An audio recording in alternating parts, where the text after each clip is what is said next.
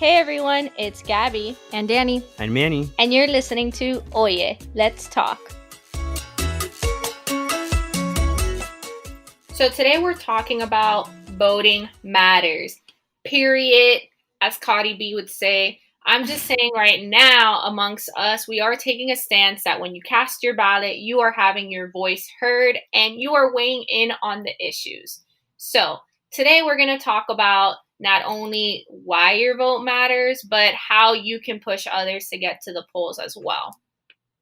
You know, doing the research for this episode, I got really excited because I think voting is super important, and I think it's a civic duty that every one of us should fulfill. Mm-hmm. This upcoming election is going to be really important. It has very heavy implications for our future in all aspects of life. And not just, I want to say that not just this election, but every single election that we have, whether it's a state election, a local election, all elections matter. I want to give a little fun fact just on how people are feeling with this 2020 election. Gabby, I'm going to cite one of your favorite places, Pew Research. Today, 83% of registered voters are saying that it, quote, it really matters who wins, as opposed to in past elections. It's been a little lower. In 2016, it was 74%.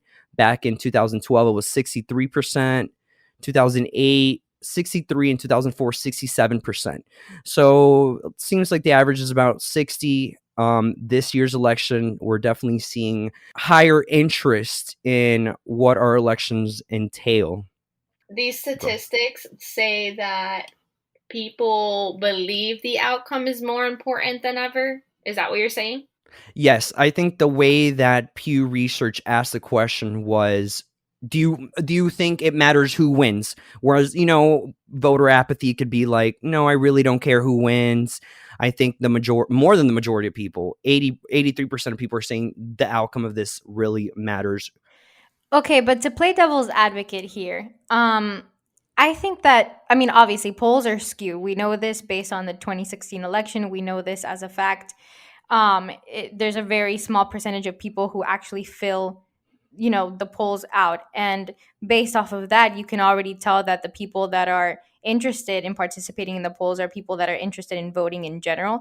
So I think that in and of itself it's kind of like self-explanatory, right? Like, it's kind of obvious that they're interested in the elections, and that, let me rephrase this. So a person that is very enthusiastic about voting, they're always going to think that it's important. Does that make sense? Right. No, and So they they're asked always going to registered advocate. voters. Right. Yes. It's the pool of people that they asked, which are registered voters. Obviously, people who are registered vote are probably more enthusiastic about voting than non-registered voters. Exactly. Good catch. Good catch, Danny. Yeah, like I feel like the people that are very adamant about voting, they're always going to be super enthusiastic and super, Correct. 100%. pro it, and the people that don't care are always not going to care. They're going to think Right. it never matters and that it never affects them. Okay, but also numbers are trending that there's more people registering to vote than in elections past. So to your point, Danny, like, unless Pew Research is surveying the same amount of people each time, even if it is registered voters, like, it doesn't mean that someone who's registered to vote can't have voter apathy. Yes, they are more inclined to be interested, but there's more people registering to vote than typical. So on that, for sure, but I think there's one more thing engagement. Oh, absolutely. I just feel like there's a difference between being a registered voter and just being kind of maybe neutral about it, I think is the word, rather than super, I don't know, like, or compared to a non-registered voter. Right. Yeah, following every debate, following the candidates on Twitter, following all the polls and filling out all the polls. They're very enthusiastic about it versus the regular registered voter that's just like, well, let me know when election day is and I'll show up. Right. Okay, guys, I don't want to dwell too much on statistics because they're statistics at the end of the day. And like Danny said, they can be skewed. And we won't know until election day, whether it really mattered and if we're going to have a bigger turnout than the last election. But one of the biggest things I want to harp on in this episode is our voter turnout. And our voter turnout compared to other developed countries and how we here in the United States and this is a little bit of an old statistic. This is the most recent one I found, and I'm going to quote it. It was from a Quartz article, and it says just 53.6% of Americans turned out to vote, and this is a statistic by Pew Research, compared with 80% turnout in Australia. What do you guys think drives this kind of election turnout here in our country compared to other countries? That's a hard one. It's a tough question to tackle, obviously. Yeah, it's kind of almost apples and oranges, because what is the government makeup as well? Mm-hmm. So some countries, and this is what Australia has in place, it has compulsory voting laws where it's mandatory, and failing to vote is punishable with a fine of $15. And you'll see this in some countries. I don't know if I like that. Where there's a fine. It's a small fine. It's not like you're getting fined $1,000 for not voting, but it's a very simple fine to kind of engage you to vote. And I honestly kind of like that. I think not enough people vote in our country. And I'm going to mention just something else. There was this political scientist. Her name is Jill Shepherd. And she's a survey researcher at the Australian National University. And her findings suggest that countries who have mandatory voter, they have more informed voters. There's a wider, a bigger demographic spectrum of people who are politically informed. So not only her research indicated that this compulsory voting, kind of there was a correlation between informed voters and this compulsory voting.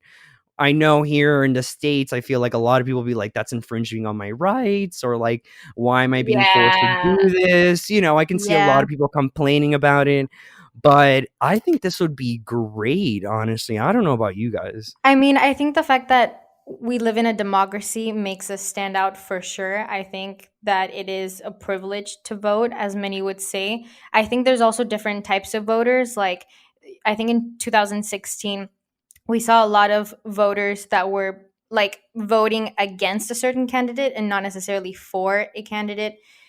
There's voters that just vote based on like a single issue. There's voters that are like very party based. You're saying like it's different because if we had these compulsory voting laws, then you'd be required to vote. Whereas because we're in a democracy and it's your choice to vote, voters are segmented into being like one issue voters against like more partisan voters, etc.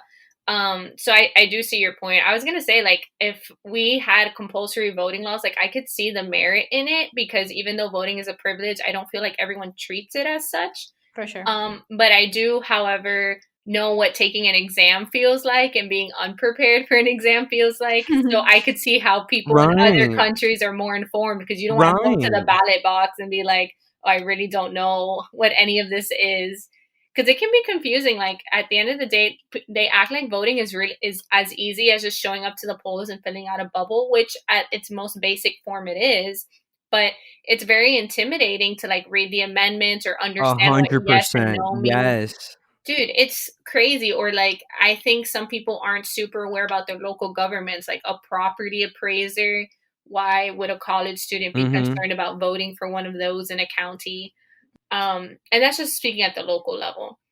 One thing I wanted to touch upon was this idea of privilege, like voting as a right, because I think, I live in Florida, so felon voting rights has been such a tough argument lately. And I think disenfranchising voters has also been a hot topic of conversation, especially with mail-in ballots. It's like, how are you going to count everyone's votes during the pandemic?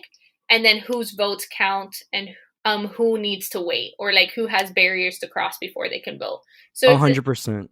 Examples of this, and feel free to jump in on this too, is Florida passed Amendment 4 2 years ago, which restores the voting rights for felons, But now it's caught up in the courts. They have to pay their fees. That's like, it's a very confusing situation, which technically they should be allowed to vote. But if they do, it could be considered a crime because they technically don't have their votes yet if they owe money to the court system. And that could be a few $100,000 or a few like $20. So there's a lot of organizations and celebrities trying to pay off these fines because it's like 1.4 million voters or people that has the potential to vote, which could swing an election. And then there's also this idea, you all know that now my fiance, he's a DACA recipient, so he can't vote, or residents can't vote. It's very specific to citizens. So even though he's very civically engaged, he could never cast a ballot. So he's saying like it's very unfair because he pays taxes. He does a lot of the American things. He's like, I can't get into debt. I can't take out federal loans. I have no say in the people creating these laws, but I'm still expected to contribute to the economy. And it's all these little things that make me realize like, wow, I'm very lucky because I do have a say, because I do have my right to vote. Whereas people who have been personally afflicted by the criminal justice system or laws made by others or people enforcing these laws, they have no say now. And I think it's very important, Danny, as you mentioned, the different types of voters. There's also the different types of people who can't vote but wish they could. That's crazy. I kind of wanted to mention that now that you talked a little bit about the Hispanic vote. So, according to the BBC article that I read, it says that this 2020 election marks the first time that Latinos or Hispanic people will be the largest ethnic minority in the electorate with 32 million eligible voters. So, that's Sorry, amazing. I just thought we had to celebrate that point. Absolutely. That's amazing. And I kind of wanted to touch upon a story that I actually did recently. I reported on this that I didn't know. And actually, a lot of politicians don't even know that this is a thing. So get this. Under the Voting Rights Act, there's a jurisdiction that basically mandates certain regions across the nation to have certain polling sites offer like extra services. So whether that's a ballot fully in your language, say like Spanish or Creole or whatever, say it be having the possibility of bringing like a translator or having someone at the polls, like a worker there, explain to you what the ballot says. That's not an option in every polling place. And I thought that that was the case. I thought that if you needed help with anything, that they would be able to guide you. And that's not true. It's based on a population within a region that allows these mandated places to have that in place. Voter disenfranchisement, man. I'm telling you. It's a thing. I think because we all grew up in Florida, we're used to that as an option because Florida actually has like one in every single district / city / county, but it's not the case everywhere else. And like everywhere it's else. it's not a given. You would think that that's the the common sense thing to do. Let's actually have a fair playing field, an even playing field for people to vote. Like, that's so basic. Yeah, to have that as an option. Both you and Gabby harped on this, and sadly, voter suppression is a thing all over the country. You see districts get gerrymandered to favor one party. Like Danny said, resources are taken out. There's less polling locations for people. Maybe people have to drive longer distances to go to their polling place, or they have to drop off their mail-in ballot. There's only one drop-off place. Or even worse, I don't know if you guys remember in the last elections, there were certain election sites that they were waiting in line for 3 to 4 hours. Mm-hmm. And that's just sad. So I just want to let our listeners know, be very informed.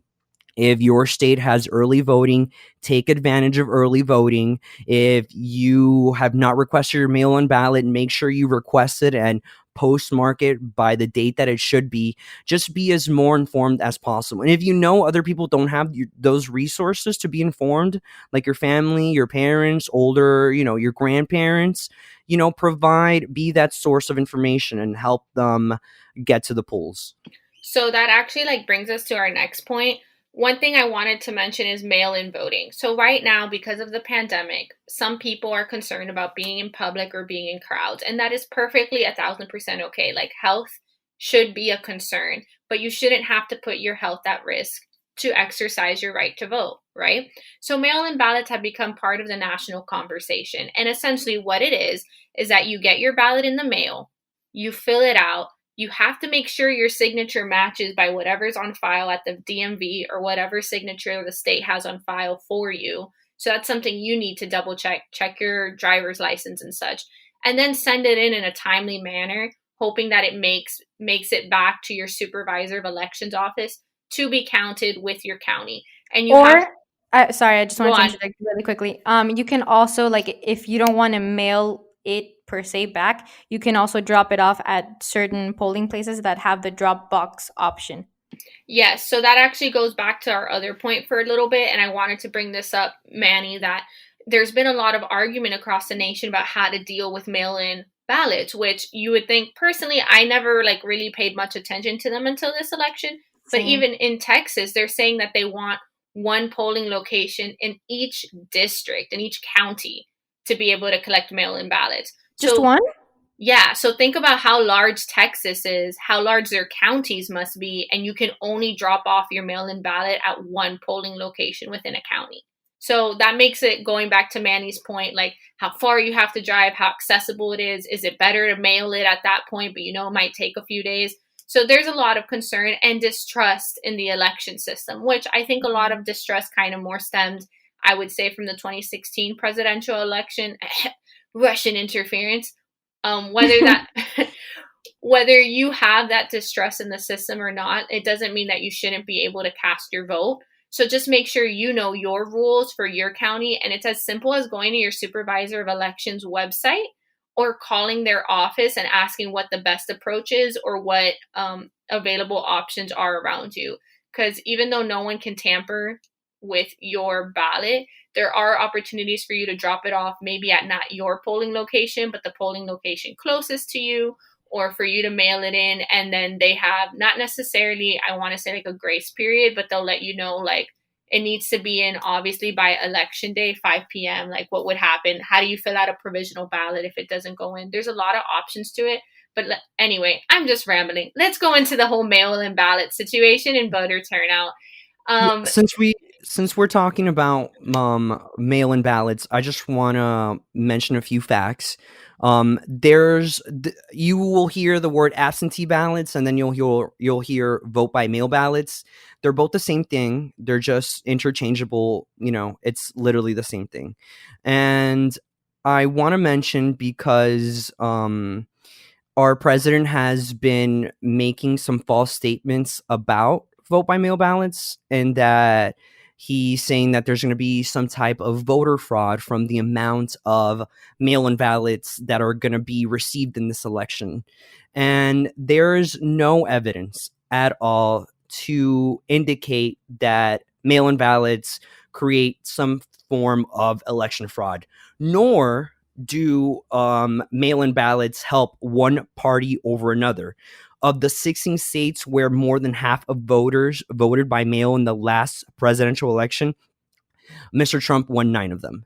So the mail-in ballot is not to help one party over the other. It is to help everyone vote if you cannot physically go.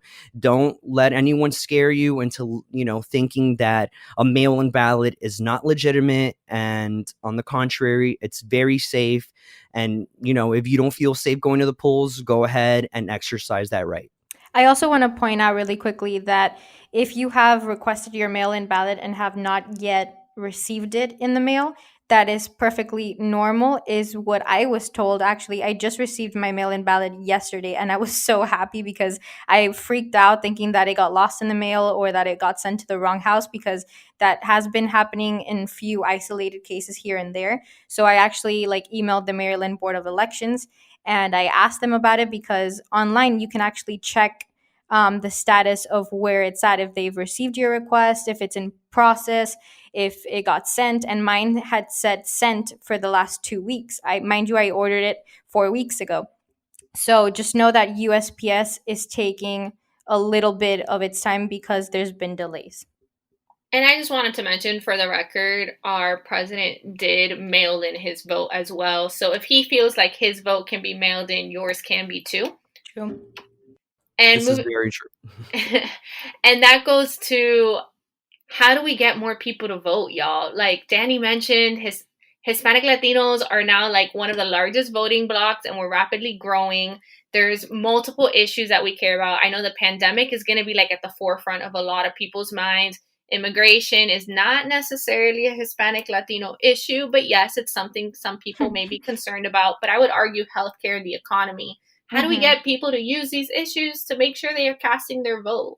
And Guys, Gabby, I'm sorry, Danny. Gabby, no. just to add, Danny mentioned that Hispanics are now a big part of the electorate. I also want to mention, just because we're young voters, our friends are young voters, and I'm not going to assume that most of our listeners are young, but to those listeners that are millennials and some members of the Gen Z, comprise 37% of eligible voters. That's almost 40% of the electorate. And that share is almost roughly the same as baby boomers and pre-boomers. So keep that in mind when someone tells you your vote doesn't matter and how much weight. And to going back to Gabby's question, how do we energize not only our generation, because most people our age, fewer than half Americans 18 to 29 voted in the 2016 presidential election. So yeah, going back to Gabby's question, I think we should discuss how we bring Hispanics out to vote and how we bring young people out to vote. And I feel like it's kind of like the question I posed at the beginning. I think that's a very hard question. Yeah, I can tell you how not to do it, though. You don't play Despacito. Too soon. I'm just saying. Going back to the Hispandering aspect, I know there's been a lot of efforts to mobilize Hispanic Latino voters from both presidential candidates right now. And we don't need you to talk to us in Spanish per se. We don't need you to play some of the top hits. We just need you to tell us that we're going to matter in this election. And that's what I've been kind of trying to harp on with my parents, because my mom is a U.S. citizen, was born here, and she's apathetic. And she's like, I don't see the point in voting. It's going to turn out the way I want. I'm like, but you care about healthcare, and it's your job and your profession. And after just, sliding in some facts during conversation, she seems more convinced to head to the polls. And she didn't know early voting lasted so long. So I would say education is key, and not pushing it. Don't be like, I know we started this conversation saying voting matters, but you can say, hey, have you thought about voting, or what's your plan to vote? I know it sounds a little silly, but just even having a simple, I can go on a Tuesday, 2 weeks before election day is probably a lot better than everyone just assuming they're going to go on election day. I think you have to understand also that every election season, whether that's locally or nationally, it affects you.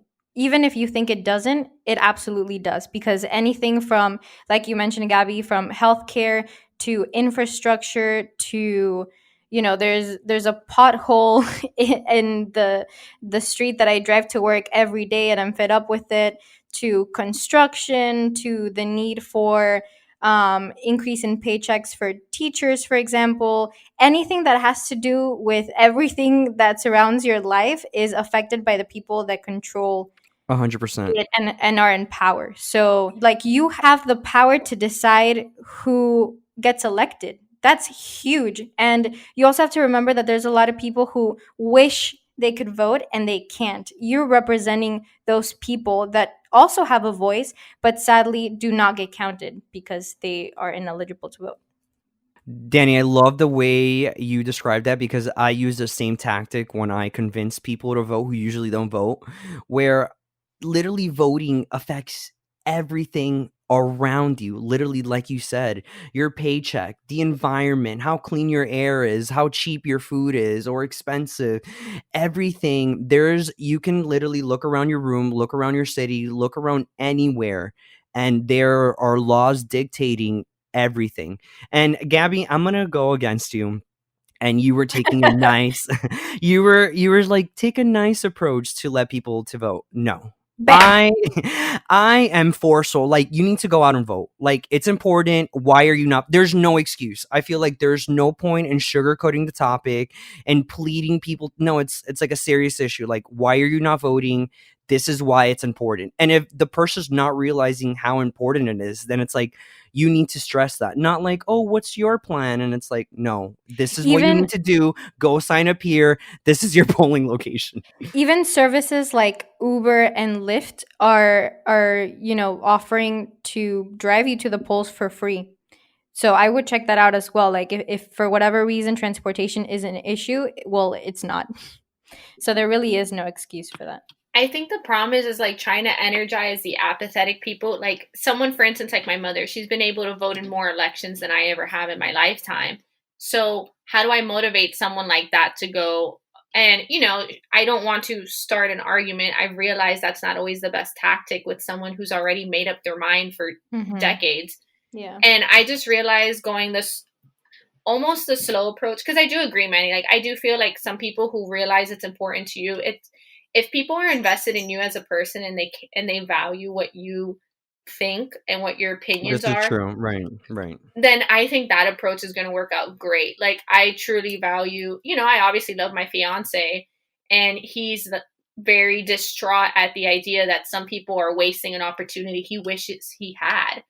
And so you'll see him on Twitter and stuff promoting others to go vote and to sign up, and he'll post the links. Like he's doing his part to educate the public, and he'll educate himself and stay updated on the issue.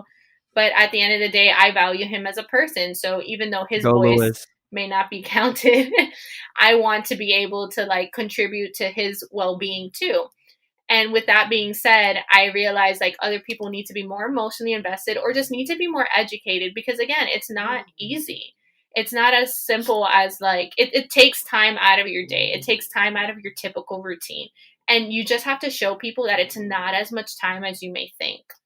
And also at the end of the day, these people are elected for years. So, this is a once in every 4 years, once in every 2 years that you take time out of your, busy schedule to sit down, do a quick Google search on whatever specific topic you're interested or whatever you wish, whatever's important to you, because it will affect the coming years and history for that matter. I'm 100% Danny. I'm going to mention something that I just thought of. And I think some people will say they don't vote because they're distrustful of the system, or they don't like, our politics right now is very divisive. The most divisive it's been in a very long time. And obviously several series of events have led to it. It's just not one thing, over the years, lawmakers have become more partisan in their ideas. No one's reaching across the aisle to do a lot of things. And to those people, I want to say that the answer is not voting. The answer and the solution to fixing it is to vote. Vote for the people who are going to change that. Don't vote for the people who are going to maintain the status quo. And that's always my pitch to go vote. You don't like the system, you don't like what's going on, go and make your voice heard. Yeah, I'm a big proponent that I don't think you're allowed to complain unless you're doing something to change it. I legit was about to say 100%. Wait, Gabby, can you say that louder for the people in the back? I said you are not allowed to complain if you are not doing anything to change it. Sorry, I needed to add for further effect the clapping. That was me. But in all honesty, like it just surprises me how much energy people are willing to waste to complain, but not actually physically like use that energy to invest it in. You know how many websites do voter guides for people? You know how early your sample ballot is out so you can look at the issues and like know what you're looking at? It's so simple. You know how much paper and how much money is invested to make sure that people have access to this information? Like, honey boo boo, if you can go binge watch something on Netflix for 6 hours, you could like have that stuff in the background as you're going on your phone too. Like it's not that hard. Right. And it's so like you literally have a computer in your pockets. You don't have any excuses like, oh my God, where do I get this information? And even then, if you're too lazy for whatever reason, just watch 1 or 2 debates, and I feel like you might have your mind made up just by the way they talk, by the way they express themselves, by what questions are answered and which ones are avoided. I think you can learn a lot from these debates as well. Okay, pero disclaimer, we're not going to count the most recent presidential debate. Yes. It was I'm talking in a general sense. Yeah, you like, should. Don't let that be your standard, y'all. They tend to be a little bit better. Just one quick, since we're focusing on like getting voter turnout, I want to mention this NPR article I read, and they interviewed this professor at Duke University, and she was talking about the protests that were happening in 2018 after the Parkland mass shooting, and there was a lot of civic engagement from young people, and I think this time around a lot with not only Black Lives Matter, but gun rights, gun laws are still an issue. And she mentioned in the article that it's not that younger people have mostly a lack of energy or apathy. It's that the real problem, she says, is that they don't follow through on their civic intentions. So I hope that everyone who's been, protesting and who have been making a stance and who have been making their voice heard, make sure you make your voice heard at the ballot box. Go through the entire thing, because you can't change the system without your vote. And that's just my opinion. So with that being said, I think we've harped on and given you a lot of reasons on why voting matters. But at the end of the day, all you can do is make your plan and make sure you're ready to go. If you and all of your friends do cast a ballot, that's a few dozen people already heading toward or making moves at the civic level. So just imagine what a wave of those moves can do. Don't doubt the power in your vote. Please head to the polls. So no matter how apathetic other voters may be, remember that your voice matters too. All it takes is that personal touch. And remember, it all starts with a conversation. So make sure to lean in and say, oye, let's talk about your plan to head to the polls this election day, because your vote matters. Go vote. Dale.